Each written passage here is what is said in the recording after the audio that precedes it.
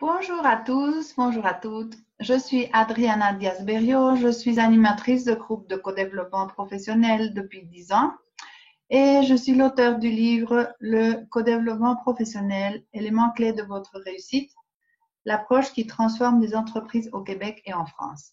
Je suis en train d'enregistrer une série de vidéos qui sont la lecture du livre chapitre par chapitre.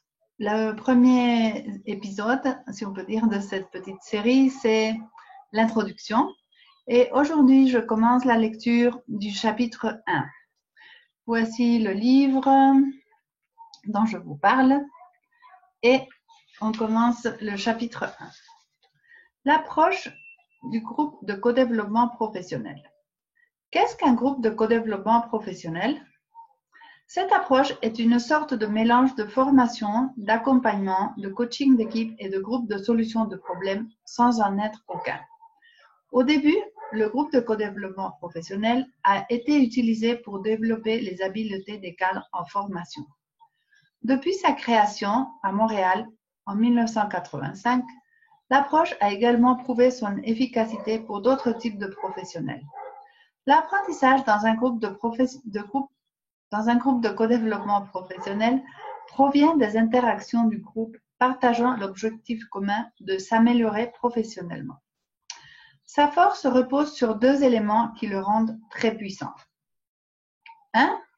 Les expériences des participants, la réflexion partagée qu'elles génèrent et l'objectif commun d'apprendre ensemble et d'améliorer la pratique professionnelle ou des situations propres à chacun. 2. Le fait que chaque personne puisse choisir et présenter en toute liberté un sujet qui lui tient à cœur et dans une ambiance de sécurité et de confidentialité. La confiance et la solidarité deviennent deux composantes essentielles du groupe de co-développement professionnel. Quand les participants ont fait l'expérience des bénéfices des comportements solidaires et collaboratifs dans le groupe, ils ont tendance à les reproduire aussi en dehors des séances, dans leurs relations avec d'autres collègues.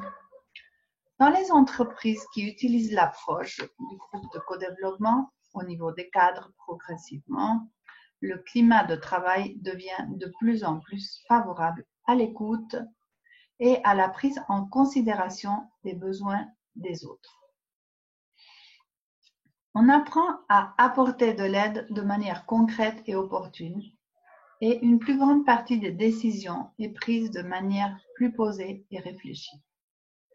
Il est judicieux de constituer des groupes de 5 personnes minimum et de 10 au maximum. Idéalement, le nombre de séances est égal au nombre de participants. Ainsi, chaque personne du groupe peut au moins une fois occuper la place du client. Les rencontres ont lieu à une fréquence qui peut varier selon les critères tels que la disponibilité, les objectifs à atteindre, le niveau d'urgence ou les contraintes de budget. Des rencontres mensuelles offrent des avantages. Les personnes ont du temps entre les séances pour mettre en application leur plan d'action et se rencontrer au besoin pour traiter plus en détail des sujets ponctuels. Une rencontre, par exemple de 4 heures, peut permettre de réaliser 1 ou 2 séances de co-développement, de 2 heures chacune, selon sa durée. D'autres fréquences de rencontres présentent aussi des avantages considérables et sont donc envisageables. Des rencontres intensives de 2 ou 3 jours de travail où chaque personne adopte le rôle de client à tour de rôle, ou des rencontres hebdomadaires. Et au moins 2 modes de travail sont possibles, des groupes présentiels ou des groupes en ligne, ayant des avantages en économie de temps de transport et en permettant le contact entre des personnes qui sont dans des villes ou des pays très éloignés. Chaque séance dure entre 1h30 et 3 heures en fonction de divers critères. Le nombre de participants, leur niveau hiérarchique, le niveau de profondeur que l'on cherche à atteindre, le degré de complexité des sujets traités et aussi le style de l'animateur et de son appréciation du temps requis pour l'approfondissement du sujet. La consultation, c'est-à-dire la séance comme telle, s'articule autour de 3 rôles: le client, les consultants et l'animateur. Parfois, pour assurer le fonctionnement de la démarche, il s'y ajoute un 4e rôle qui est celui de l'organisateur. Ce dernier, sans participer directement au déroulement de la séance, peut être un élément fondamental du succès du processus. Il aide en fait à définir et à communiquer les dates et assure les conditions matérielles requises telles que la disponibilité de salles de travail et d'autres petits aspects logistiques. Dans un contexte pédagogique, on peut aussi introduire un autre rôle qui est celui de l'observateur.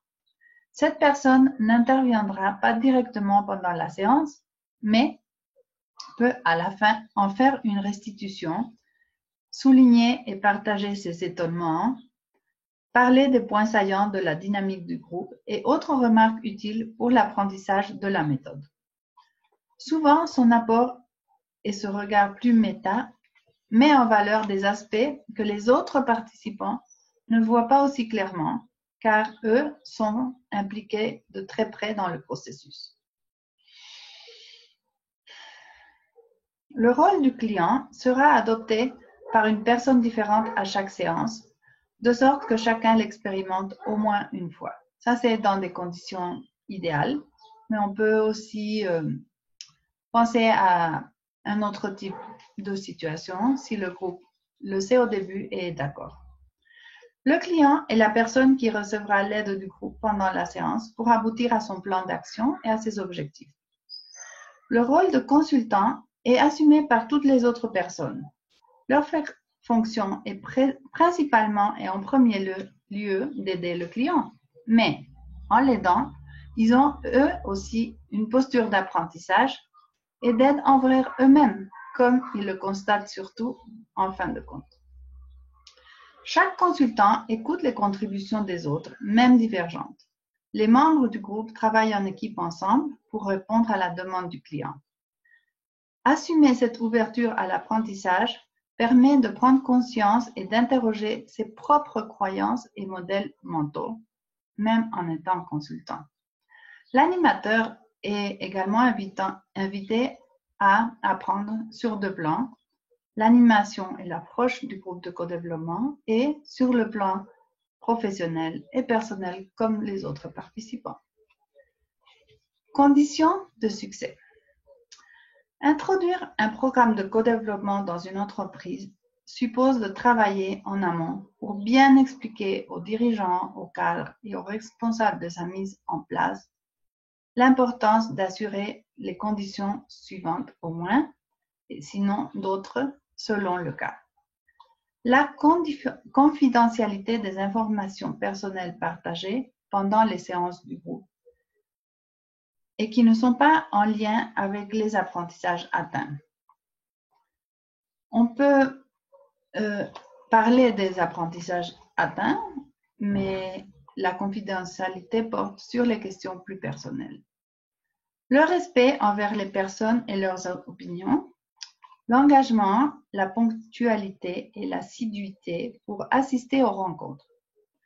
Une condition primordiale du succès tient à la maîtrise de l'approche par l'animateur et à sa capacité à générer et maintenir un climat de confiance et cordialité dans le groupe.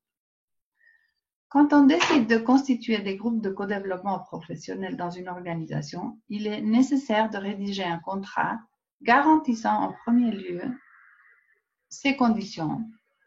On conseille d'inclure dans le même groupe des personnes relevant exclusivement de niveaux hiérarchiques similaires ou équivalents. On doit aussi insister sur l'importance de respecter la liberté des individus pour choisir des situations spécifiques qu'ils veulent aborder. Même si ces situations peuvent s'inscrire dans une thématique plus générale, qui celle-ci répond aux objectifs de la direction. Par exemple, L'entreprise implante des groupes de développement pour améliorer les habiletés de leadership de ses gestionnaires. Le client, dans la séance, désire toutefois traiter de la manière comme il pourrait mieux communiquer avec un autre gestionnaire avec lequel il a souvent des conflits, du fait de leur personnalité très différente et divergente. Et il a totalement le droit, et ceci va apporter des apprentissages utiles au groupe. Après, ce serait peut-être à l'animateur d'aider le groupe à faire le lien entre le sujet traité et le sujet général, comme dans ce cas celui du leadership. Finalement, sur la confiance, on pourrait en dire très long. C'est un élément essentiel sans lequel il est pratiquement impossible d'apprendre les uns des autres, de montrer sa vulnérabilité ou de parler d'une situation où l'on ressent un certain degré d'incompétence. On peut citer une participante qui a parlé de la confiance selon son expérience dans son groupe. Elle a dit: la confiance s'est réveillée d'elle-même, sans pression. La confiance a accepté la séduction du groupe, qui a sa propre aura. La lumière des uns éclaire les autres, et de là naît la confiance, à partir de l'espace intérieur et personnel de chacun. Fin du chapitre 1. Dans la prochaine séance, je ferai la lecture du chapitre 2. Merci. À la prochaine.